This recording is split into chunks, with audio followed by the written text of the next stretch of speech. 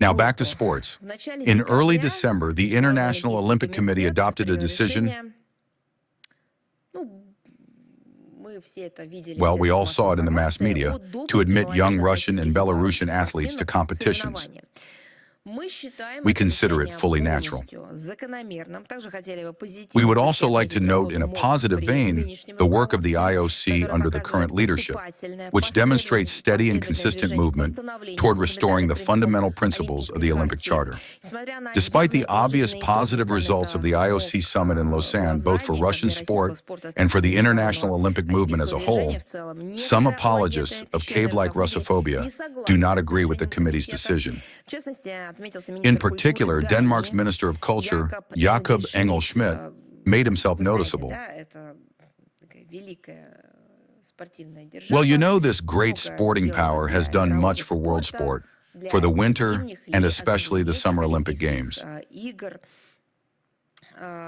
Apparently, that is why, from the point of view of Denmark's Minister of Culture, Engel-Schmidt, they has the right to tell which athletes of our country should compete, which should not, how they should compete, and so on.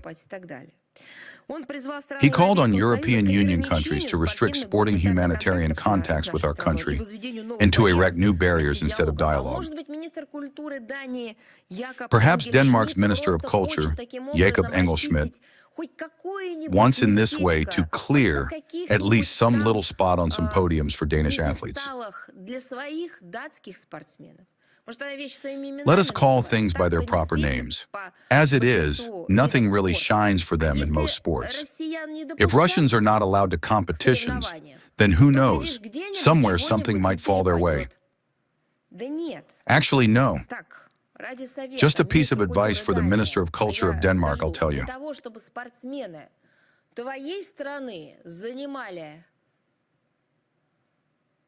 In order for athletes of your country to take first places, to stand on the podium, to listen to the anthem of their country, to see the flag being raised, you should not be engaged in nationalism, which is already truly turning into Nazism, but rather should be engaged in sports in your own country. You must love sports, you must love people, and you must also, by the way, love science. You need to know history, incidentally, the history of sports. And it's good to know history in general. You need to work hard, you need to invest a lot of effort, and, by the way, funds as well, into the development of sports. You need to be patient, you need to be loving, you need to coach and to train. You need to encourage those who are involved in developing sports in their country.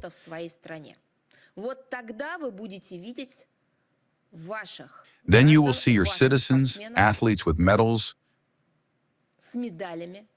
with cups in first places. If you engage in sanctions and think about how and into which sanctions packages to build restrictive measures against athletes from other countries, you will only be destroying world sport.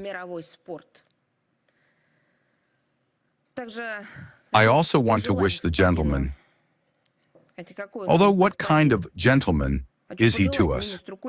I want to wish the Minister of Culture of Denmark to simply calm down and come to terms with objective reality.